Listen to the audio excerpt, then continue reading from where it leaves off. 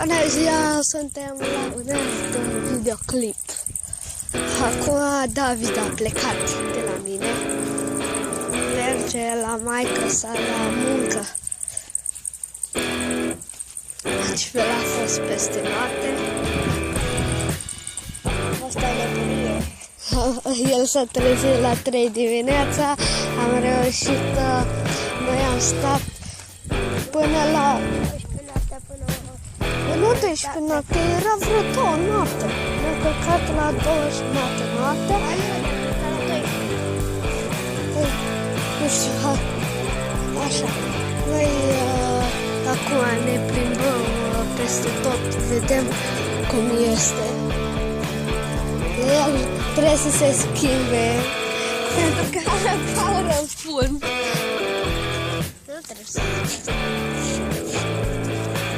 Așa. Și apa e bună. Eu sunt răcit la fel. El a făcut ieri baie. M-am băgat la că meritam și eu o baie mai lungă.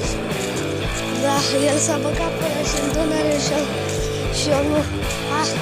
Viața cu rudele. Acum el merge acasă să se schimbe de pantaloni găuriți în fund. Că este aici stă el. Titi, ce facă țelușul?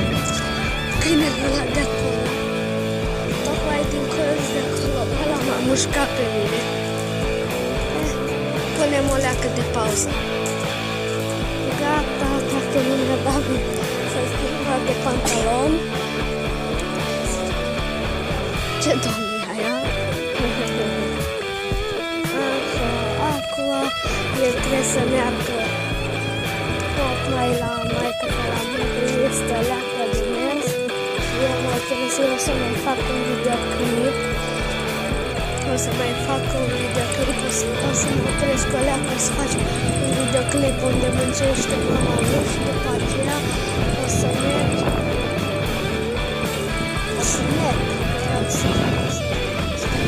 Sora lui mai mică, eu să merg tocmai la un prieten pe lângă el. Sora lui era să se nece la Constanța în mare, valurile prea mari și era să se nece. Da, și hai că mergem până la Daniel să vedem ce face. Da, la videoclipul ăsta am zis că o să facem un videoclip, că o să mergem spre pădure. Dar n-am mai avut timp. Avem timp, că e 10 dimineața. Noi mai avem timp, dar totuși, ce să mai zic? Hai să facem ceva ăsta.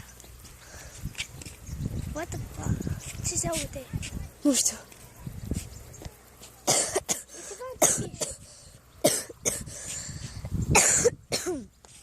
Frate, Trebuie să filmăm. Este ceva în tufiș acolo. Fugi, fugi! Băi, fugi. Le-ai mișcat tufișul. Ori un câine, ori este ceva. Nu pot să cred. Nu pot să cred fix în filmarea noastră unde mergem spre Danci. Cum a fost ieri? Ieri înainte să ajungem pe aici. Ieri a sărit, nu știu. Ieri a sărit ceva după noi din spate, seara. Ori a sărit un câine. Uite-i pe Max. Ori a sărit un câine, ori a sărit o pisică. Suntem la intersecție. Ori a sărit un șarpe. Suntem la intersecție. Da.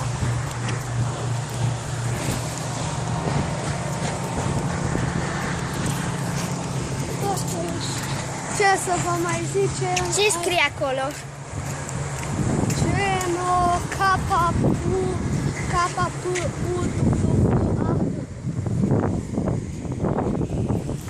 Noi intrăm în zonă periculoasă. Aici noi pescuim, facem baie de uneori.